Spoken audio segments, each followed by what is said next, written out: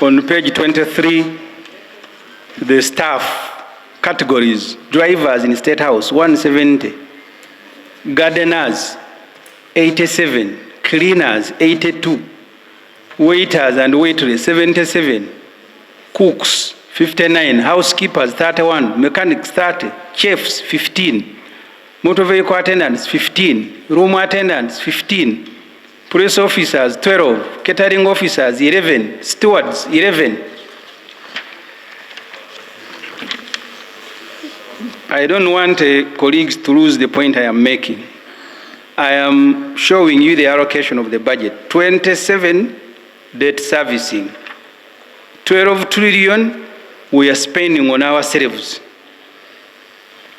So the total, I don't have to read each and everything, 653 staff who are there cooking, karo, dobbies, who, according to the staff list contained in the president's policy statement, the president employs 1,299 staff at his residence, State House, 1,389 in his office.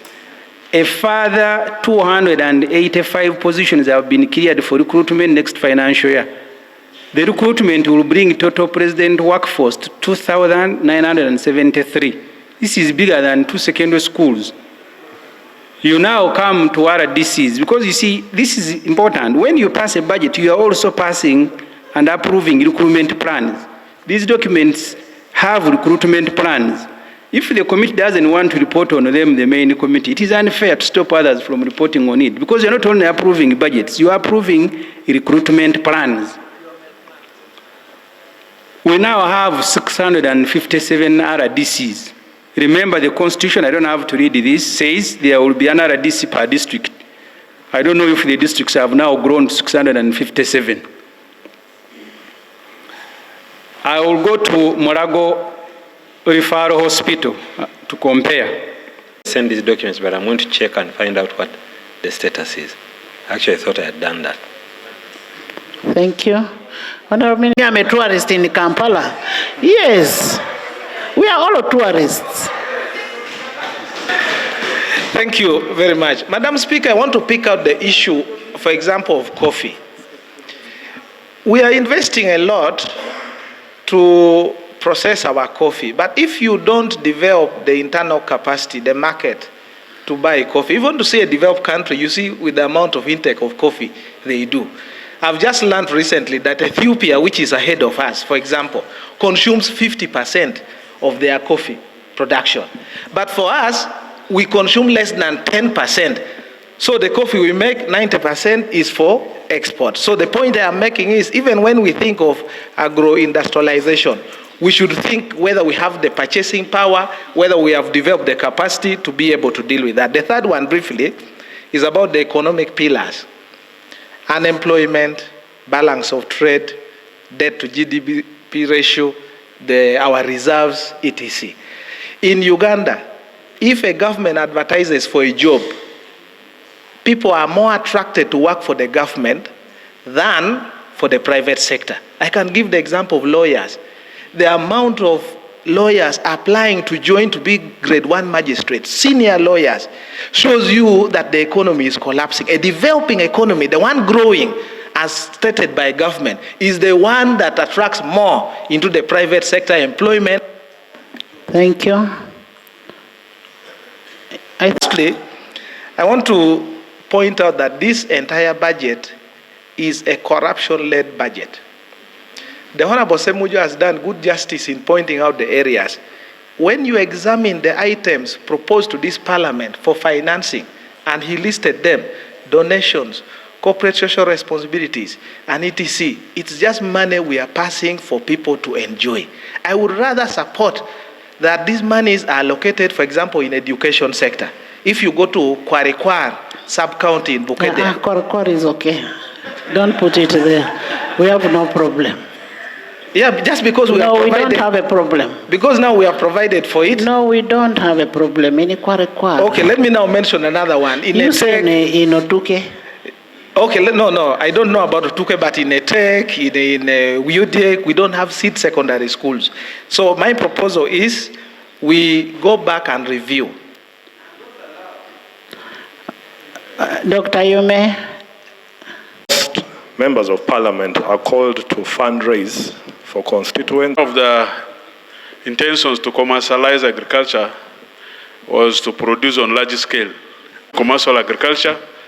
But when we look at our actions in terms of allocation to those areas. I want to appreciate the colleagues that have presented. Even the one who I don't agree with, it is okay to appreciate them. Honorable Speaker, government came up with a strategy called BUBU, Buy Uganda, Build Uganda, and it has tried to actualize it. How? By contracting local businesses to do work. But here is the problem, right, Honorable Speaker. Domestic areas, as by the end of financial year 2023-2024, 13.8 trillion shillings. These are businesses that have done work for government, and government just does not want to pay them. These businesses borrow money from banks after they've gotten a contract from government, and so they use that to go to the bank as guarantee, I will pay you your money. And they get bank loans, government doesn't pay, and these businesses are collapsing. I don't know why. I don't know why government does not prioritize this. You see, part of the challenge is because government, Ministry of Finance, does not even like to consider this as part of debt. The other time we were having an exchange here with Honorable Musasizi, because for him he's convinced this is not part of debt. But you see, if somebody does work for you, you have not paid them 1 year, 2 years, 3 years, that is money you owe them. In simple English, that is a debt. So maybe that's why you're not paying it, because you don't think it is a debt, and I don't know why. Honorable Speaker, we are giving free money to many of these companies, free money. Atiak, Day Biopharma, Rocco, Inspire Africa Coffee Factory, and so on and so forth. But we don't want to pay those who have availed services to government. I don't see how that makes sense. You're giving free money to some companies. You're saying, well, they're about to collapse and so on. But these ones render the service to you as government, and you don't want to pay. We need to reprioritize, honestly speaking. The excuse that we keep hearing, that you see these accounting officers, they overcommit government. The person who has rendered the service is not to blame. You punish your accounting officers who are overcommitting you, but pay the people who have signed contracts with government. That should not be their problem. You cannot tell them, you see, accounting officers are overcommitting government, so we are not going to pay. But whose problem is that? That's why you made them accounting officers. So they operate on your behalf. And so to the other person who is having a contractual obligation with them, for them they've got a good contract. So you punish your accounting officers if they're overstepping their bounds. But can we pay the people that we owe? Honorable Speaker, these private companies that have been given free money, Atiak Sugar Factory, 563 billion, Day Biopharma, 723 billion, Rocco, 263 billion, Inspire Africa Coffee Factory. In fact, that one, when we went to eat, the proprietor said he did not know the exact figure, which shocked me. Because government has been giving you billions of shillings. We put him to task, he said, I don't have the exact figure. I found that to be odd. Honorable Speaker, the Attorney General, my friend, Senior Counsel Chiriwa Chiwanuka, promised here a couple of days ago that he is going to avail all documentation pertaining to these monies that were given to these companies. Because for some of them, government said we have purchased shares. So we said, where are the share purchasing agreements? For some, of course, when you to do that, there must be a chief government valuation report. The Attorney General promised that he's going to bring those documents here. Where are they? Last year, Right Honorable Speaker, when we were debating the issue of Day Biopharma, you, Right Honorable Speaker, told the House that no, let's pass this money.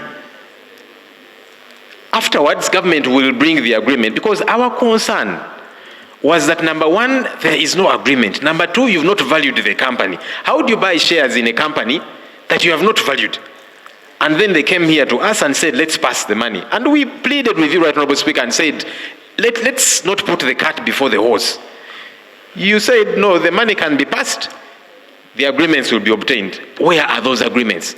Because we actually objected to that idea. You don't do this first. You don't first avail the money. So what happens if the valuation turns out that actually the company is less valuable than you thought?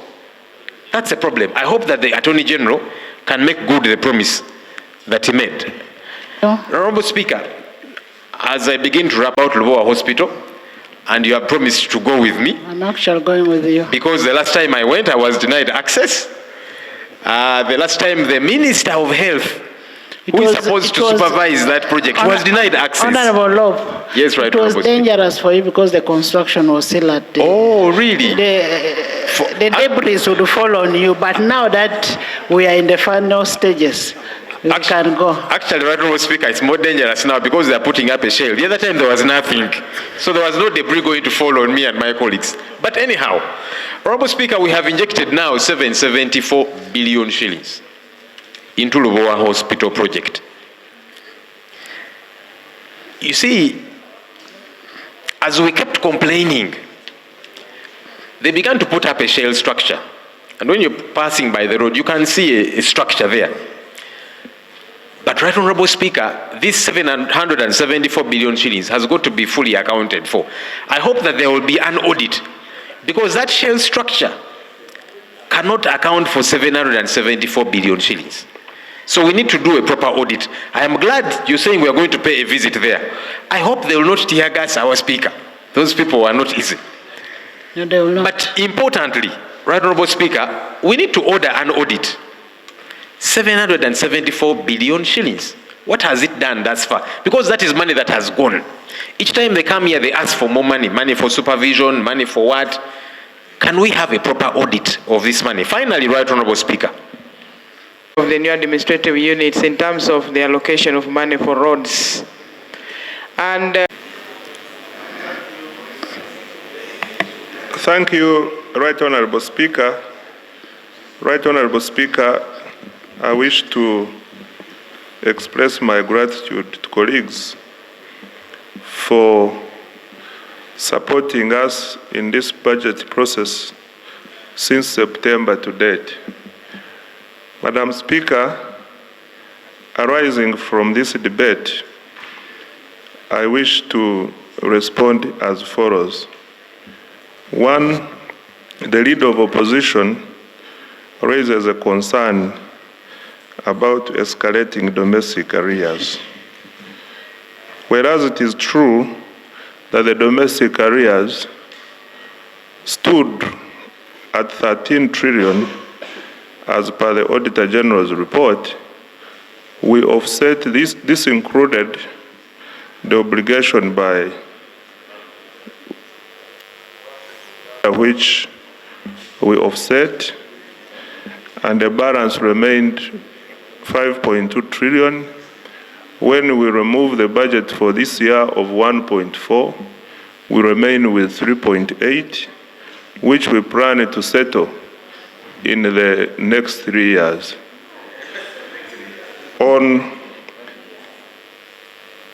We have provided 1.4 trillion, yes.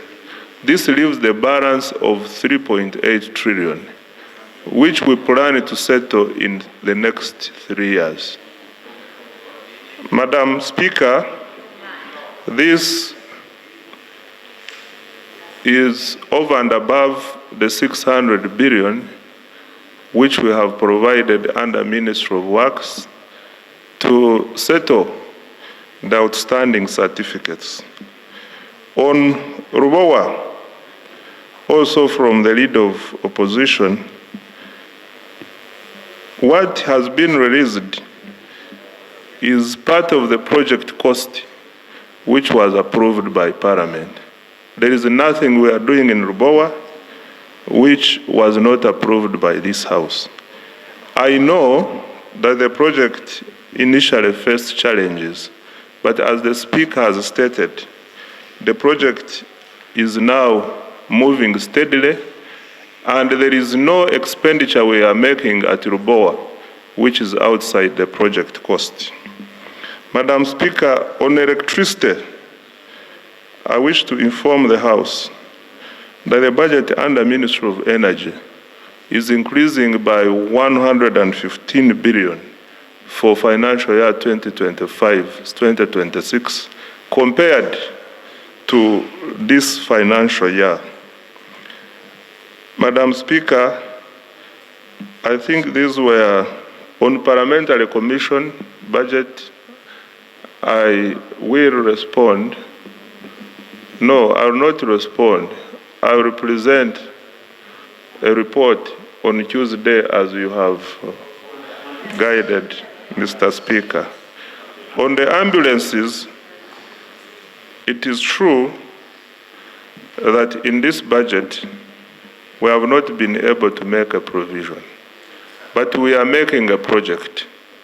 This is a quite big cost, which we want to. Yesterday, when I appeared before the committee, I was able to explain, and the committee understood. They didn't agree, but they understood our situation, and they cleared me to proceed and look for another source of financing instead of using GOU direct funding. Madam Speaker, I want to pray that Parliament considers our budget estimates so that we are able to continue providing services to the people of Uganda. Rural electrification, I answered. I answered that under Ministry of Energy, we have increased the budget by 115 billion. Out of that, there's a significant portion which is going for rural electrification.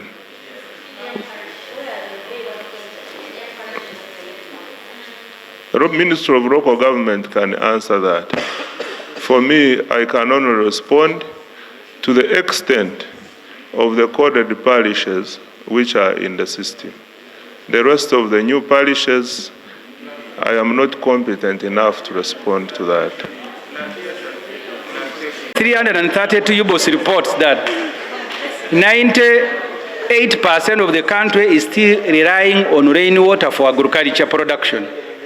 Irrigation is being undertaken only at 4%. Mind you, 62% of Uganda's population, or 20 million, are engaged and survive on agriculture. There was a proposal last year to buy and roll out 300 tractors to boost agriculture production.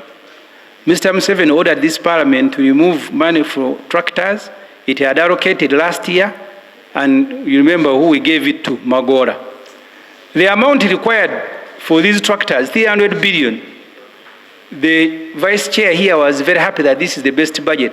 You want 300 billion for tractors, they have provided 25. Very good budget. Last year, Parliament had also allocated 60 billion to complete construction of health centers. The list, you still have it. President Museveni forced Parliament to instead allocate this money, as I said, to Magora. He has now restored only 25 billion. You have, they can buy a regional referral hospital, no window, nothing. Almost 95% completed. You can't find money to complete it. And then you come here and say this is the best budget. For you, from Mbari, if it is the best, I thank you. I am finishing. This is the last. Our recommendation is that don't approve the budget until it is structured to deal with the country's socio-economic challenges. The money for workshops, entertainment, travel, fuel, etc. should be reallocated to education, health, agriculture, and roads. You are accosting the Minister of Works here. He doesn't have money, 900 billion to buy fuel for government vehicles, and then they begin moving around as if they are touring the country. The final pages are just stuff. I don't have to read them. Staff of our dear president, including cooks, gardeners, but I have also put the staff of Murago Hospital for you to appreciate that the National Referral Hospital operates at 49%. Our view, since the law says that the budget should be passed by 30th of May, is for you to reject this particular budget. We'll go back and restructure it to deal with those issues that are affecting our people. If you don't, you'll have betrayed them. I want to thank you very much, honourable members, for listening to me, and Madam Speaker. The minority and then the major report.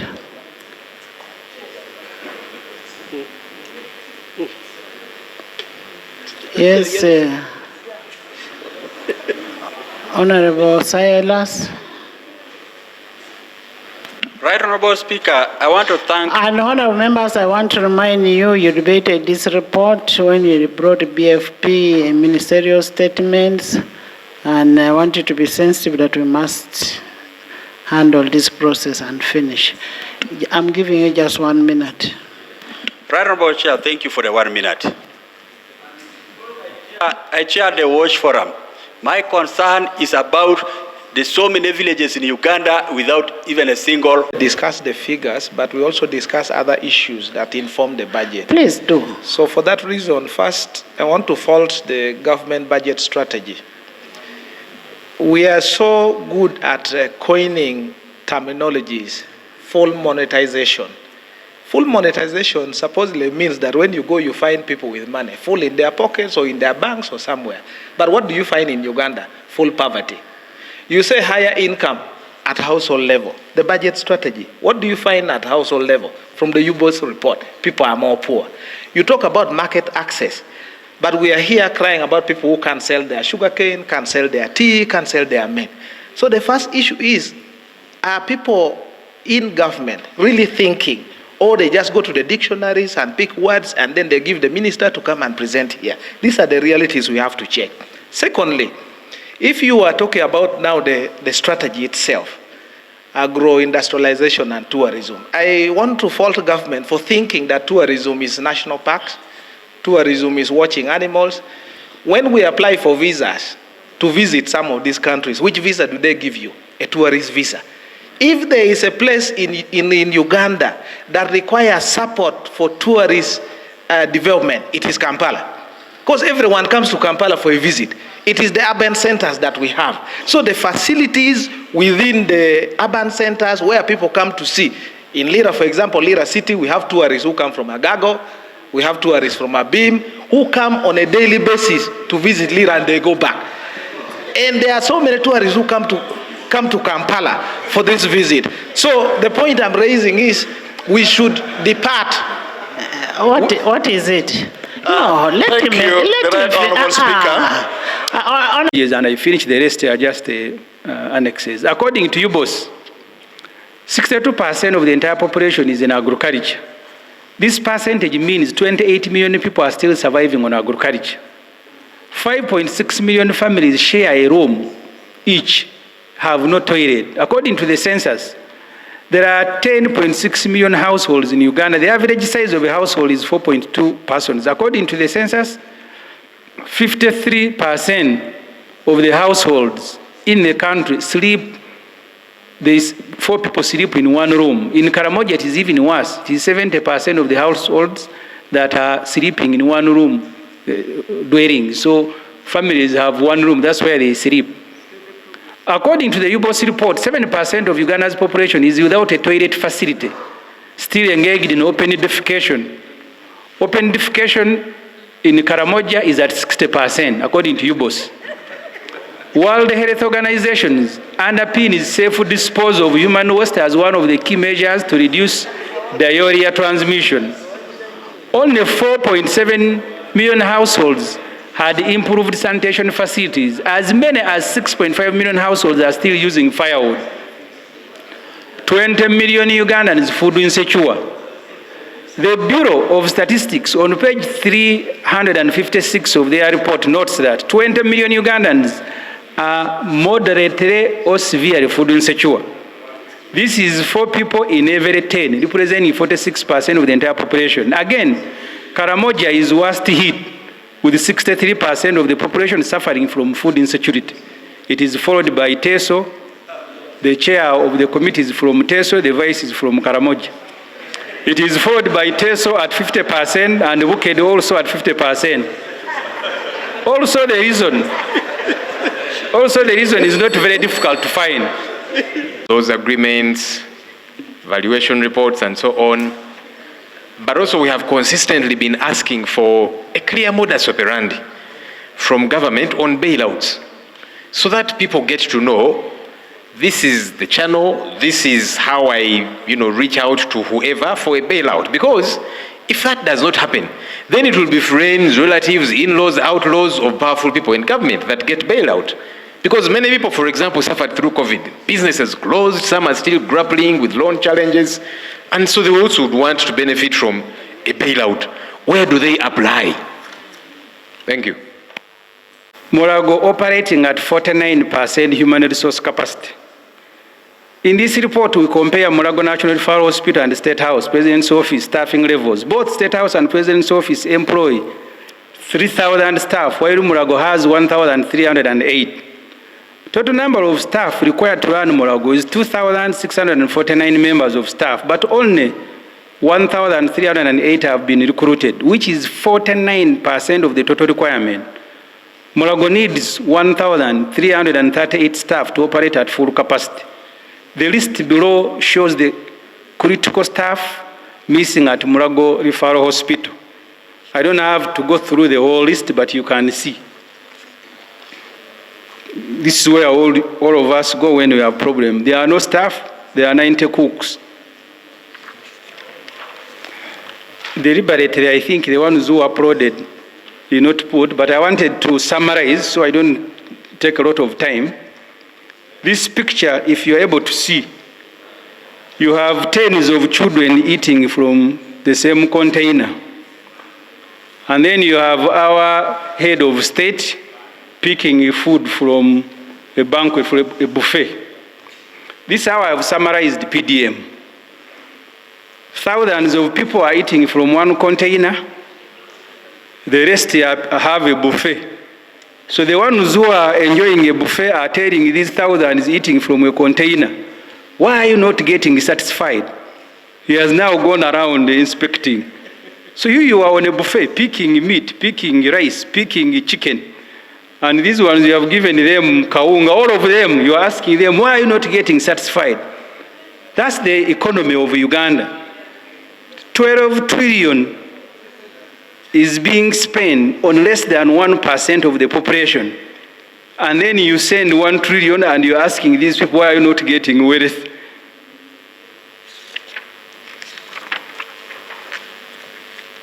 $1 trillion in the budget that will be given to, because we are told 14.8 million Ugandans who are still in subsistence agriculture under the patch development model. I don't have to repeat, that's why I use the photos to illustrate. I can now go to page 30. I'm about to finish. And this, for us, is the critical point. Budget must address conditions of our people. Our proposal to restructure the budget to address the socio-economic situation in the country, let us look at that situation that we are saying must be addressed. 14 million Ugandans walk barefoot. Right, Honorable Speaker, Honorable Members, 31% of Uganda's population, approximately 14 million, do not have at least 2 sets of clothing or a pair of shoes. Majority of these clothes and shoeless people are in Karamoja, where according to UBOS, 62% are without a pair of shoes and 37% are without 2 sets of clothing. Karamoja is followed by Usoga, where 26% of the population do not own 2 sets of clothing, and 33% are still walking barefoot. This situation is evident when you look at the number of children in Usoga walking to school in plastic sandals called Nigina or barefoot. Rango, Teso, Buked, and Western Nile follow. This is according to UBOS. Ownership of clothing, according to UBOS, and shoes serves as a basic measure of household welfare, reflecting both economic capability and social status. These items, UBOS says, symbolize personal dignity and community standing. Children feel very bad if you didn't know if they don't have them. You need to read General Museveni's book. He still remembers that when they were in primary school, only Sir Richard Kaijuka had shoes. At 80, it is still paining him. There are photos here of children. Unfortunately, someone sabotaged the photos, but you can see them in their hundreds going to school barefoot. I got to page 32. 15.7 million Ugandans have no jobs. Uganda's working population is 25 million, which is 56% of the total population, according to UBOS. Uganda's National Employment Policy 2021 defines 14 to 64 as the working age.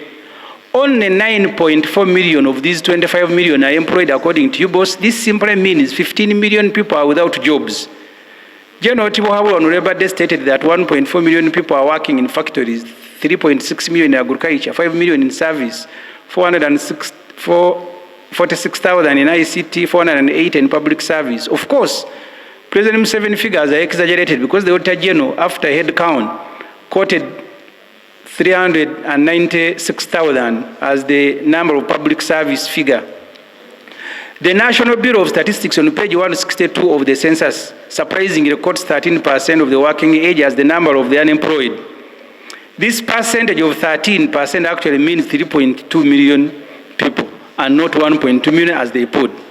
Whichever figure you take, unemployment in the country is high, but even those reported to be working in factories are paid peanuts and are working under very harsh conditions.